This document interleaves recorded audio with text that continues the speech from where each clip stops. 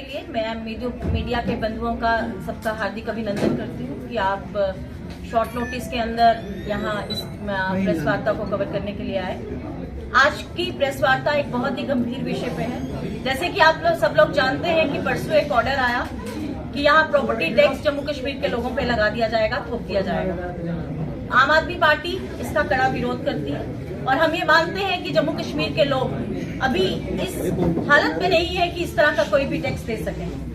देखिए, हमारा ये मानना है कि 2014 के बाद जब भारतीय जनता पार्टी पूरे देश के अंदर अपनी बहुमत के साथ सरकार बनाई, उसके बाद इस तरह की परिस्थितियां जम्मू कश्मीर के अंदर और पूरे देश के अंदर बना दी गई कि लोग आज घबराए हुए हैं।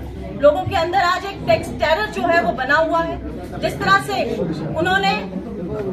से विभिन्न टैक्सेस के द्वारा जम्मू कश्मीर के लोगों को प्रताड़ित किया जा रहा है, आम आदमी पार्टी उसका कड़ा विरोध करती है। हमारा ये मानना है कि जम्मू कश्मीर पिछले 30 सालों से जिस आतंकवाद के दौर से गुजरा है, जम्मू कश्मीर के लोगों ने बहुत कुछ सहा है, बहुत दर्द और पीड़ा सही है।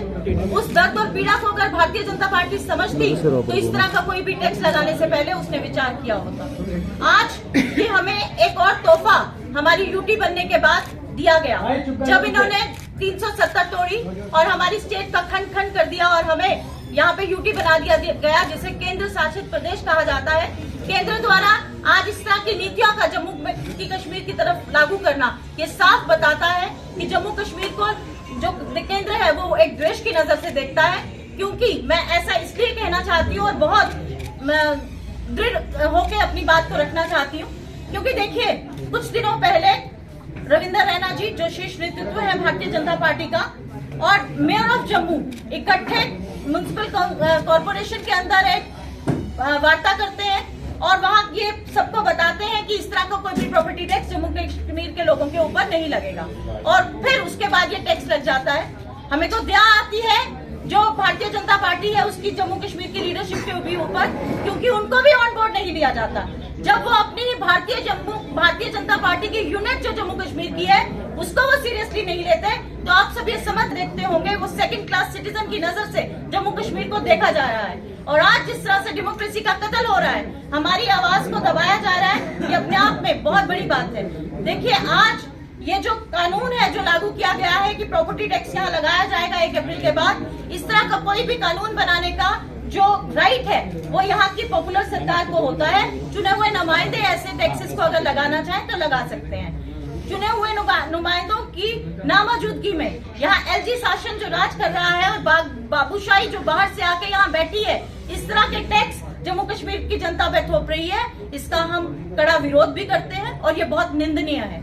बहुत दुखद है कि जम्मू कश्मीर जिसने 25 एमएलए जम्मू के लोगों ने उन्हें चुन के भेजा यहाँ से, आज वो बात करने लायक भी नहीं छोड़ा उन लोगों को। कल मैं देख रही थी कि कुछ मीडिया के बंधु जब बात करना चाहते थे रविंदर रैना जी से, वो मुंह छुपाते फिर रहे थे और किस तरह से आपकी माइक को फेस नहीं कर पा रहे थे। ये वही रविंदर रैना जी हैं जो एक मौका भी नहीं छोड़ते हर बात पे आपसे बात करने का।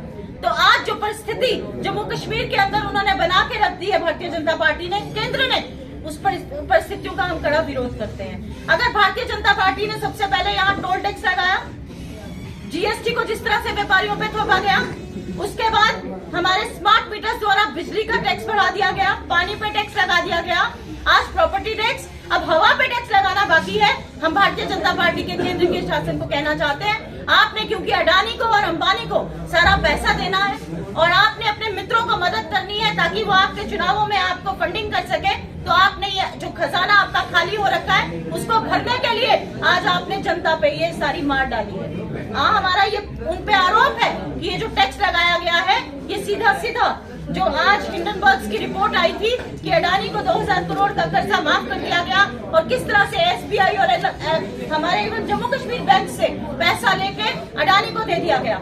हमारा ये मानना है कि उसी की भरपाई है जो आज सीधा भार हमारे गरीब जनता पे डाला जा रहा है। हमारा ये भी मानना है कि केंद्र जो मोदी जी हैं वो गरीब गरीब करके जनता के बीच में आए थे, लेकिन आज उसी गरीब को लूटने का काम इस भारतीय जनता पार्टी ने किया है।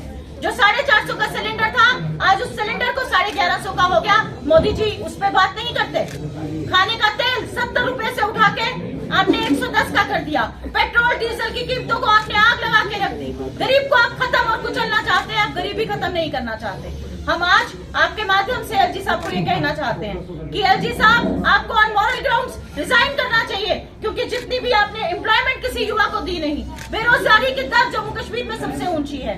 आज युवा बेरोजगार है और आप टैक्सेस देते हैं। आपकी कोई भी लिस्ट क्रैश हो जाती है, कोई भी लिस्ट नहीं निकलती जिसमें आप एम्प्लॉयमेंट जनरेट कर सके घोटालों के चलते। तो जो घोटालों की आप सरकार बना रहे हैं, कृपा करके आप घर वापसी करिए, क्योंकि जो एलजी है आप सब जानते हैं वो भारतीय जनता पार्टी के ही नुमाइंदे हैं। हमारा ये मानना है कि जिस तरह से भारतीय जनता पार्टी जम्मू कश्मीर को चला रही है, इस तरह से हम नहीं चलने देंगे। आज हमने आपके द्वारा माध्यम से एलजी साहब को ये चेताना चाहा है कि इस तरह का कोई भी टैक्स जम्मू कश्मीर के लोग नहीं देंगे।